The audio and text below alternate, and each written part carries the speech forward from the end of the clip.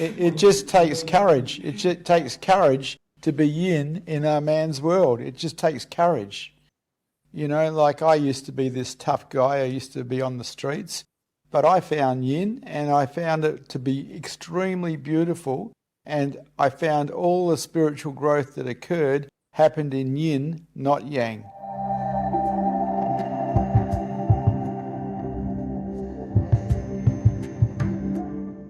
Thank you, Vishrant, for joining us on the Conscious Wellbeing Podcast. It's such a great having you here on the podcast.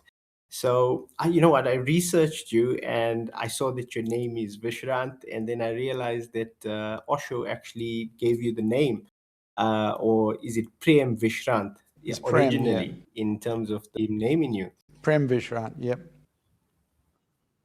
Yeah. So is it very significant that you've changed your name? And how does it evolve? How is it taught you to evolve into a different identity or a being? Well, I changed my name 41 years ago when I took sannyas with Bhagwan Sri Rajneesh, as he was called back then. And they sent me the name Vishrant, which means relax. And I think that was because when I applying for sannyas, I actually told them that I'd like to come and help them run their ranch. And I think that the name was actually a message, relax, relax. So you love to relax because I know prayer means love. So I was thinking, oh, you know what? It's such you lovingly relaxing. Restful love. Restful love. Restful love. Yeah. Over your journey, it's been, I was looking, I'm born in the 1980s. So, you've got quite a bit of numbers on me. And I've just gone through this journey over the last 5 years or 6 years, and I've come into Osho and Sadhguru and different types of spiritual masters, you could say. Or how has your journey been? Like, is it something that you think is innately in specific human beings, that there's a striving towards seeking something more in life, a higher consciousness or a higher level of understanding? Or are we stuck? I think everyone is seeking freedom, just a lot of people are seeking it in the wrong way. Quite often people think that what they need in their life is financial freedom, and that doesn't really happen. Because if you make enough money to actually have financial freedom, there's a very good chance that you'll value the money and you won't stop. I got into freedom initially in the business world because I thought that if I became wealthy enough, I'd be free. I found out that that wasn't true. I found out that what had happened is I'd lost my heart as a result of being a successful businessman and becoming too hard-nosed. And so once I realised what was really valuable here, and that is love, I walked into my companies and I gave my companies to my staff, walked out, including 14 offices full of furniture, walked out, took my shoes off and started to walk around Australia to look for my heart, because I felt like even though I was financially successful, I felt like I was bankrupt as a result of a lack of heart. I noticed that we have this framework where we think that financial success is the main success, and then there's social success. So we're looking for fortune and fame, but there's also spiritual success, and you strive for it, and many others have strived for it. Is it one of the greatest things to achieve or to strive towards, spiritual success? Well, I'm profoundly content for no reason. That's what I call true happiness. And that is a result of success, spiritual success, profound contentment for no reason. I haven't experienced fear in 28 years either, which is nice. It's nice not to experience fear. That disappeared along with the I. Disappeared along with the I. Explain? Well, most people think they are somebody. They think that the I is who they are. I know that I'm not the I. I know clearly that I am beingness because I'm experiencing that right in this moment while I'm talking to you. I know I'm not the body. I'm not the mind. I am pure beingness or awareness, whatever you want to call it. Some people call it truth. And I've been like this now for 27 years. And this is freedom. Freedom from the mind. Absolute freedom from the mind. I was going through some of your posts in the day, and you speak about your Satori experiences. Do you still have Satori experiences, or does that go away once you've experienced the distance from your mind and your body, or not saying I'm not the body, I'm not the mind? Is Satori experiences the prerequisites to experiencing the higher level of consciousness? The higher level of consciousness is a continuous, unstoppable Satori. I'm in Satori now, and I have been for 28 years. It's just that I've learned to operate while in Satori. In the beginning, I couldn't. For the first 6 months, I couldn't operate. And that was 28 years ago. Yeah, I lost all human. I lost the human. It's interesting the way you say you lost the human. So you're losing the identity that we've become accustomed to. We say this is my culture, my religion, my philosophies, my ideologies, and I noticed that we have this. We live in a separate mind field of just our own experiences and our own memories, but there's so much more vastness that can be experienced. How do you teach people to get to those states? Is it through that openness, where you just say, you know what, you've got to learn to be open to everything that's around you? But most people are not there in that state all the time. No, they're not. I am. I'm open all the time. I'm not defended in any way, shape or form. I'm absolutely vulnerable.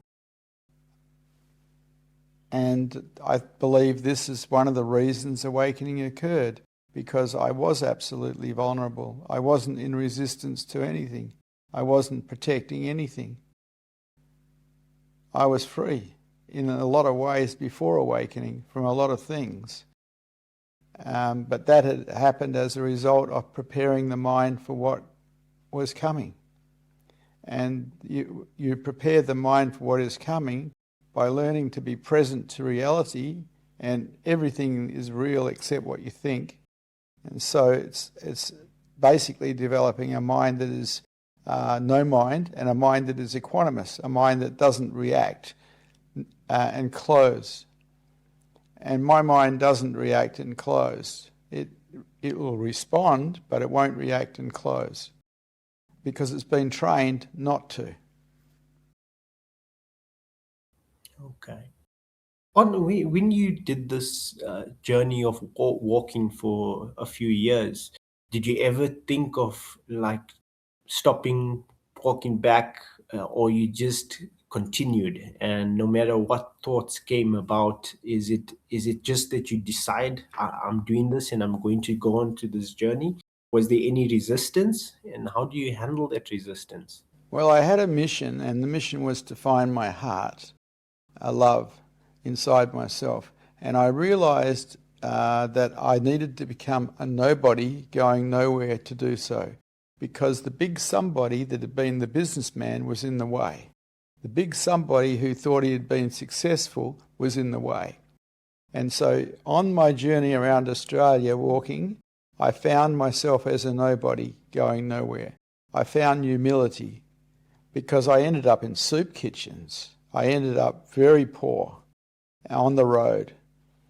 And it was wonderful, because it takes no energy to be a nobody going nowhere. It takes tremendous energy to be a somebody who has been somewhere. And I enjoyed the rest. I love that. It takes tremendous energy to be or to try to become somebody that you're not yet sure of yet. Yet to be nobody is so much easier if you just Freedom. nobody. It has no effect on you at all. There's no competition either. No one wants to be you. Yes. And most people are still searching or trying to become someone or trying to be somebody or to have something and to do something. And this is just an entanglement of doing and having consistently or continuously without there being a being that's just there. And I love the way you said it as well, is that you got to be happy with who you are. Absolutely. But if you don't even know who you are, how are you going to be happy? Well, most people don't know they don't know who they are. Most people don't know because they haven't had Satoris. You have a Satori and you work out reasonably quickly that you're not the mind or body, so what are you? But I was motivated. I was motivated to find love because I got lost at sea while on an adventure out to the Abrolhos Islands. And I got lost at sea, my boat sunk, and I was in the water for 18 hours. And during that period of time, I got hypothermia, I got very weak, and I was being circled by sharks. And I looked across at my partner who was in the water, and I could see that she was going to die as I was going to die. And so much regret welled up in me because I'd cost her life, but taking her out there. And this amazing love appeared out of nowhere, this amazing love, unconditional love. And it just took me by surprise. And I realized that I hadn't experienced this before. And I experienced it one more time when my daughter was born with this woman who was in the water, because we got rescued at 2 o'clock in the morning, 18 hours after we got lost. And when the baby was delivered and I held it in my hands, I felt this overwhelming love again. And I realized that this is a possibility. This is a possibility of life, to have this love in your life, and that it is true wealth to have it. I felt quite bankrupt because I didn't have it. I'd only briefly glimpsed it. So when you glimpse at it, is that you're continuously searching for it again. Yes, but now I have it, and I have it for you. I love you. I don't know you, but I love you. I can't help it. It's here, and it's here now, and it's beautiful. It's interesting to look at life like that. But it's so we can become so conflicted with a mind. It's a state of no mind to say that yes, I love somebody without knowing them, without seeing this image or this color or this thoughts that you can be biased or opinionated towards. It's a very different level in state of being. It is. It's very beautiful, and it's possible for all human beings, but unfortunately most human beings are too close to experience it, and I was too close to experience it. Existence had to open me up, and during the walk around Australia to become a nobody, to become a bum, I opened up enough to be able to experience unconditional love for strangers. Then I went back to school and trained as a naturopath and a psychotherapist so I could be in service to other human beings, because that's what I wanted to do with my life, be in service to other human beings. Do you get any reward out of it? Is there some type of reward that comes out of helping other human beings Yes, to there was a wonderful reward, wonderful reward. It was called manageable happiness. While I was helping other human beings, I was happy. Now, the difference between manageable happiness, which is what I was getting from my work and being with my family, and what I'm feeling today is not manageable. It's profound contentment for no reason, and I don't do anything to gain that. It's just here. Whereas before, I was working, and as long as I was working, as long as I was taking care of my family, as long as I was taking care of my client base, I was manageably happy. And so, yes, there was a reward, happiness. I like the way you say that there's manageable happiness, but then now there's the happiness of pure contentment. It's Yes. not that you need to manage it all the time. No. And I think that's where we try to look at it, that we need to manage happiness as well. And you need to have particular moments and wait for a weekend or wait for a holiday where, oh, that's when I'm going to be happy. But there's no happiness right now. And we're continuously searching for when that happiness needs to happen. I am actually very happy right now, and I am totally in love with you. You are a beautiful man. Thank you. I also have these moments, and I didn't know that there's Satori experiences, and I haven't read many of the textures in the books because I don't, growing up Indian, people assume that you're Hindu or you have a culture or that you are knowledgeable in certain things or aspects of Hinduism. But I realized I actually know nothing about Hinduism. I knew nothing about what it was about the Vedas. And you'd go to a temple and you'd think that, oh, you know what this God is, and because you have a particular understanding according to somebody else. And I find it very surprising in today's world that people like yourself and other human beings know more about the history of Indians or spirituality, yet most of the people that I grew up with, even your own family, they don't understand that. It's a very it's a misconception about thinking because you are Indian that you know your own culture, that you know your own religion. And I think people get caught up in that condition. Yeah. Or we can say it's like you brainwashed in a certain sense, that you're not even understanding what you know. Well, I cop a fair bit of flack because I'm a Westerner from Indians who don't like to think that I'm awake. And I cop a lot of flack from that prejudice that way. So, and I don't care. I really don't. What other people think of me is none of my business. Yeah, it shouldn't be. I think when you're going before your experiences, I think we think too much of what other people think, and it's a huge restriction in the minefield to continuously think what other people think of you, and it blocks you tremendously on a journey. Well, it has people sell out on themselves to get along. And I just refuse categorically and always have done to sell out on myself. I became my own best friend when I was a boy, and I remain my own best friend, and you don't sell out on best friends. So I don't sell out to get along. I never have done. If people didn't like me, that was okay. If they did like me, that was their problem.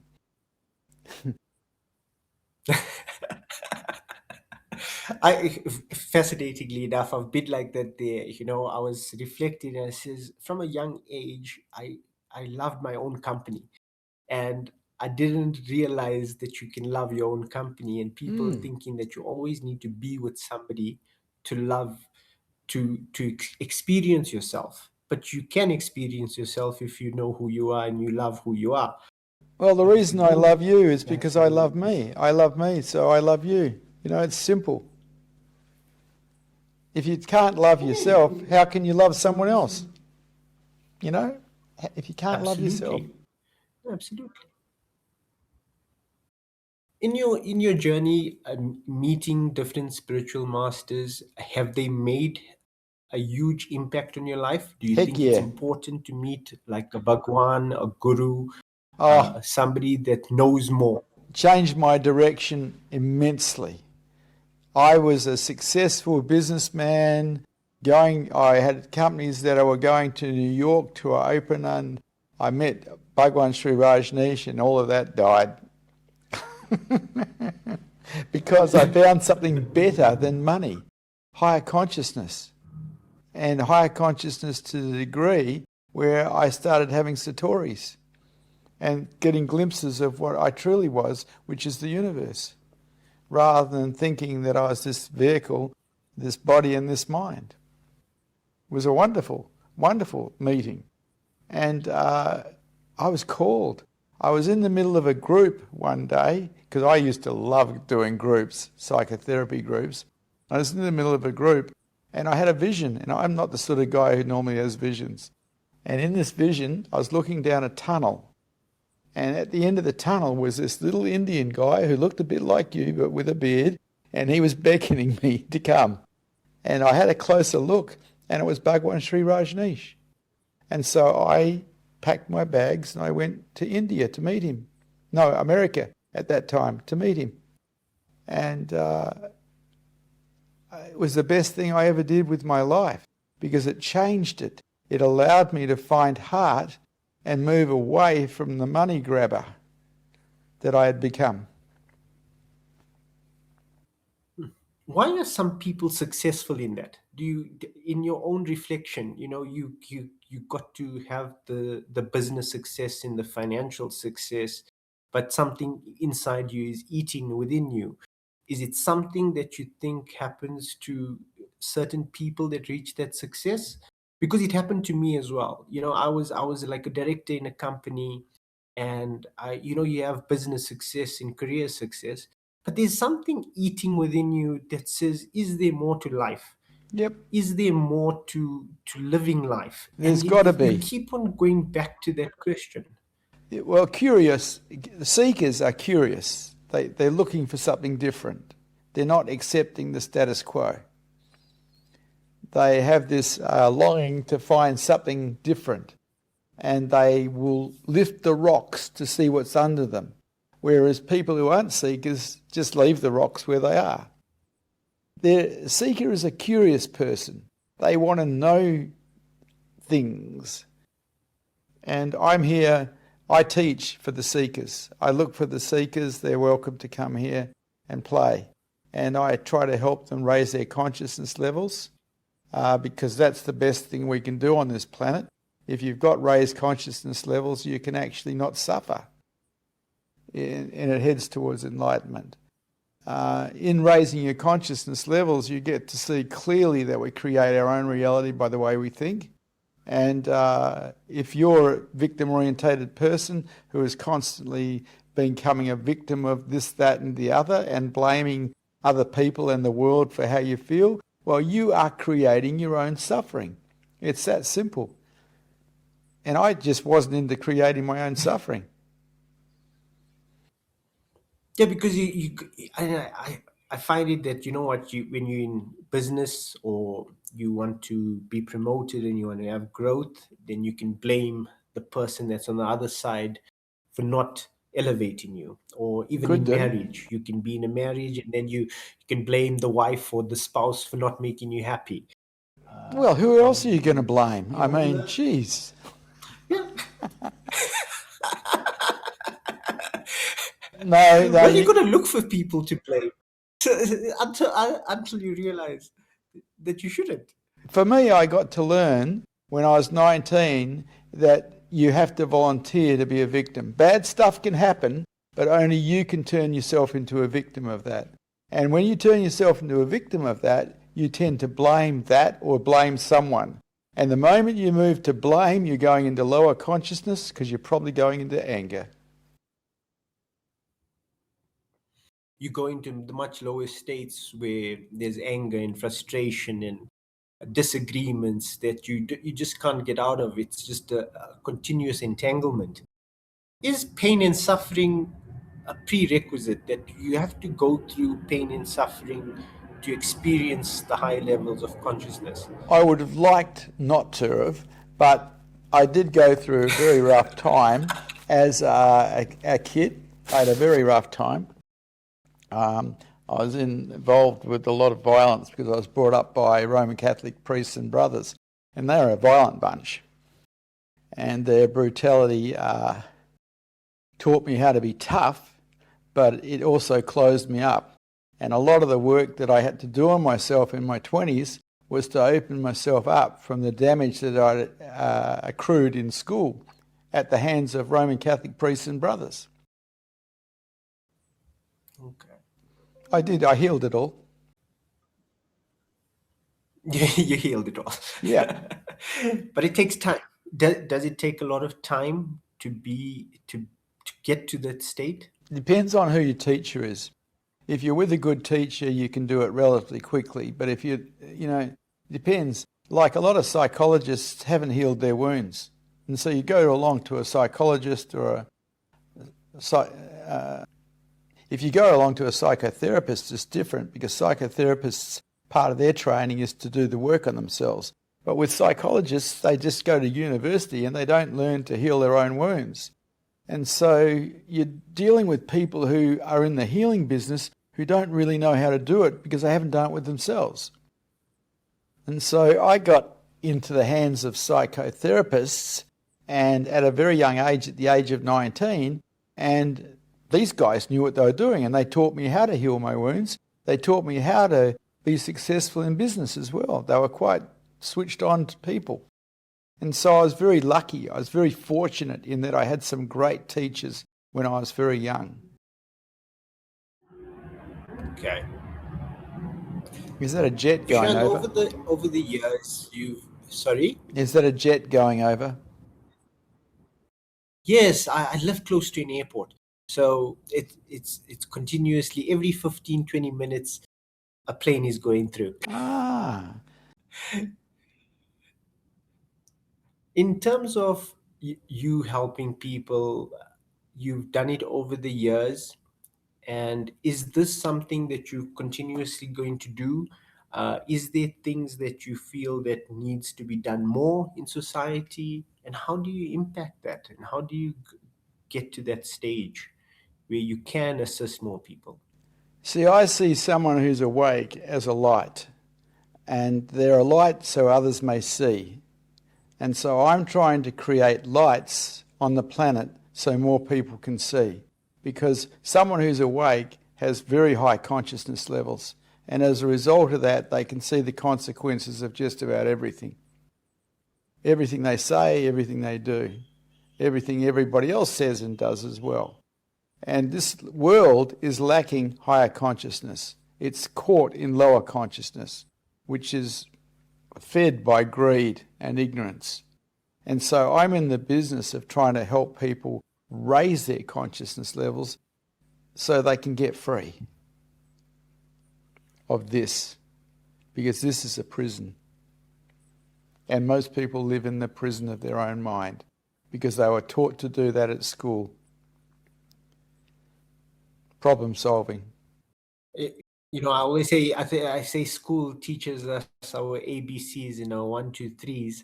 But they don't teach you anything beyond that. It's just reading and writing in memory. Yep.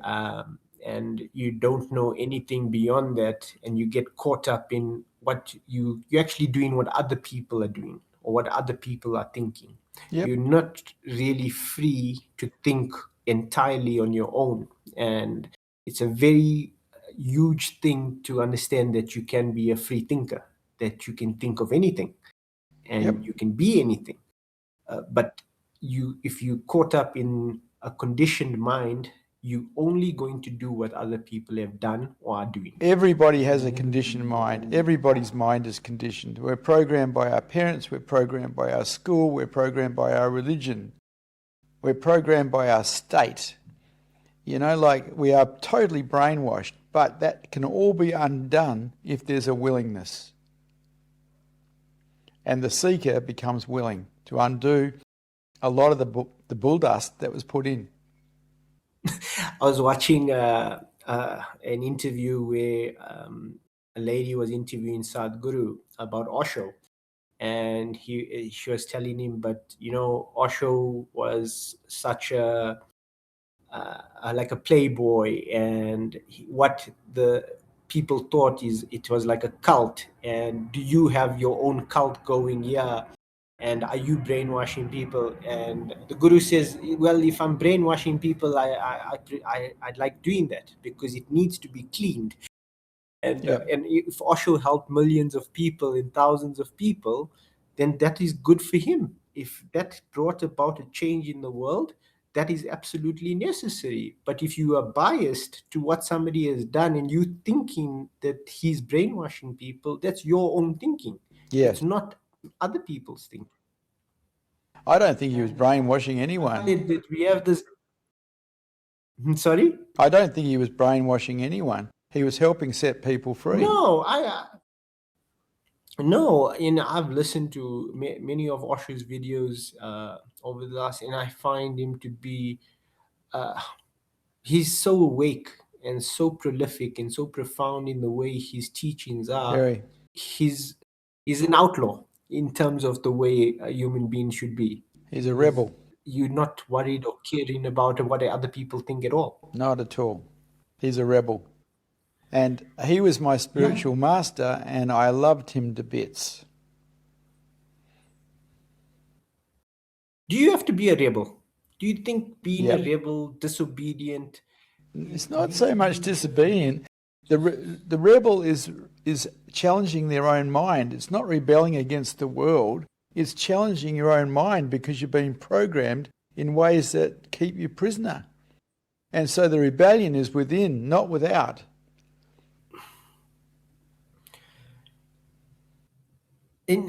Have you been through different states? Can you elaborate on some of the states of mind or states of being that you've been in, like the different Satori experiences? Is it similar to Turiya? I don't know if you heard of the concept Turiya as well. No, I haven't heard of it. Okay. But in your Satori experiences, what are some of the experiences? Well, the first ones, I was using a methodology of self-inquiry back in 1987, and I was asking the question, who am I? And I was answering it, then discounting the answer, which is the Zen methodology of self-inquiry. And I'd been doing it for about 2 hours, walking along a beach, a riverfront actually, and all of a sudden I found myself as the universe and every particle in it. And every particle was love. And I don't know how long it lasted, but it blew my mind. All of a sudden, I knew I wasn't a mind and a body. I was something much greater. And that was the first Satori. And that Satori pushed me to seek enlightenment, and I failed. I tried and I tried and I tried and I failed. Then I decided that I'd go for heart. I couldn't find myself as being this again, so I'd go for heart. And so I went for heart. I went for love because I gave myself a purpose, and the purpose was the way of the heart, or the noble path, as it's called in Buddhism. And man, I've never looked back. It's the best thing I ever did. There's no joy in being a taker. I can see why it's Prem Vishrant. It's not it original Prem Vishrant. Yeah. It's beautiful to say that the heart is the center of. Is it the center of consciousness? That sometimes people think that this here is just a body part. I think, when we talk heart, I'm talking love. And I found, when in Satori, I found that love, it makes up every particle of the universe. Every particle is made of love. That's deep Satori, but that's my understanding, and that's what's worth going for here. As human beings, if we can love each other, we can have a much better planet. If we can't love each other, well, it gets pretty awkward. I teach people how to love each other.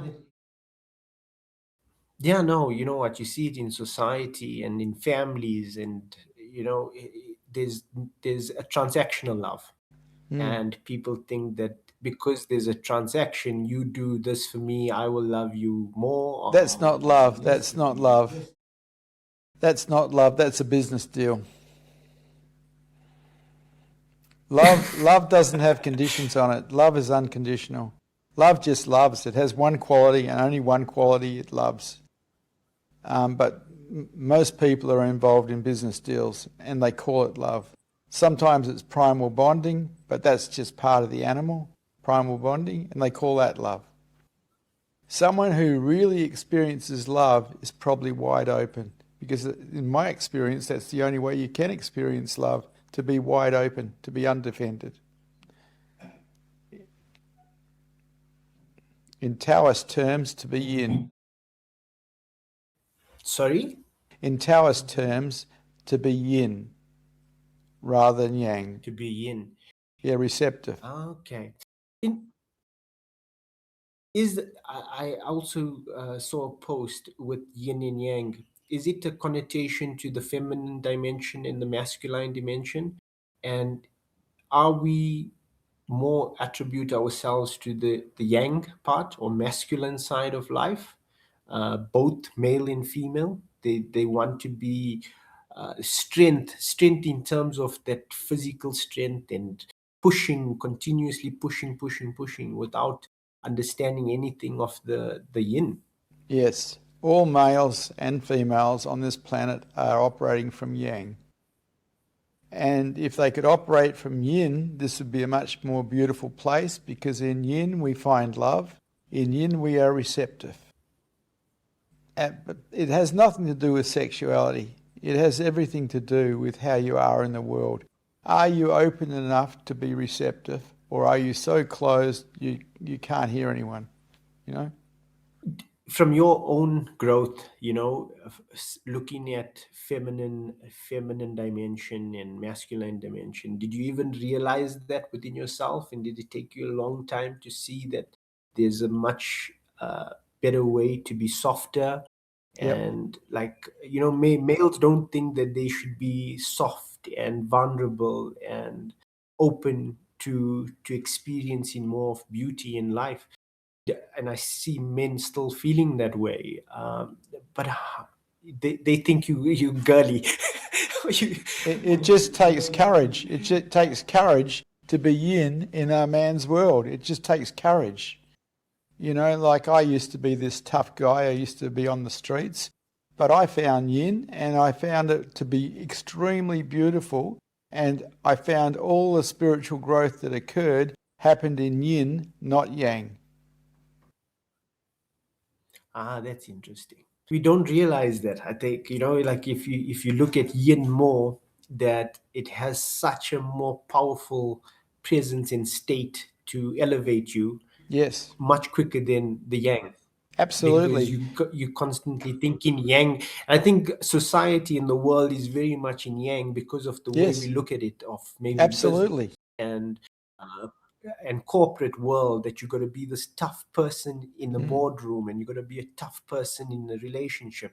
But that doesn't get you anywhere. It doesn't bring about that vulnerability to say, you know what, I need to be a bit more open to life, to the people that's around me.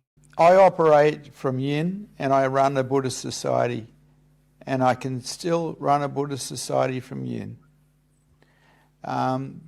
Yin demands acceptance of life as it is in a lot of ways, whereas yang is just being forceful, and there's a difference. Yin is beautiful, yang is not so beautiful because it's forceful. In yin, you're receiving, you become receptive. In yang, it's outgoing, it's different. If we could be more yin, we would have a much more beautiful planet. All the atrocities that happen in the world happen from yang, not from yin. Interesting. I never looked at it, never saw it like that there, that, atrocity comes from that rough, tough exterior that you want to project into society and into the world. Yeah. And I think it's been like that there for hundreds of years, that we've become accustomed to it, and we think it's normal. Yep, you do. And unfortunately, it is normal. I'm in the business of trying to change the norm, trying to get people to open up and become more yin. And it's a difficult task because there's no protection in yin. Explain, there's no protection in you? What do you Well, mean? yin is receptive. And if you want to be truly receptive, you can't have anything in the way. Any belief system that's in the way is a problem. Anything because it's in the way of the heart. Anything that causes contraction in you is in the way. Yin is non-resistance. Yang is pretty much total resistance. And so there's nothing wrong with using yang to get things done in the world, but can you operate from yin? Can you operate from openness? This is the way to live. This is the beautiful way to live, to operate from yin. Vishrant, thank you so much for your insight, your wisdom. Is there something that you want to give to the listeners to say that, this is what life is about? Yeah. I definitely have something I can give people. If you stop resisting life and start accepting life, life will become beautiful. If you can let things go instead of holding on to them, life will become beautiful. You create your suffering by your non-acceptance and by your hanging on. If you can simply learn to accept and let go, your life can become beautiful. That's it in a nutshell. Thank you so much, Vishrant, for your insight and for speaking to us today. It was so appreciative. I hope we can do this again, Yep. where we can have a great conversation and discuss. So, as I said, I already love you to bits. So, definitely yes. Thank you. Thank you. Namaskaram. Namaste.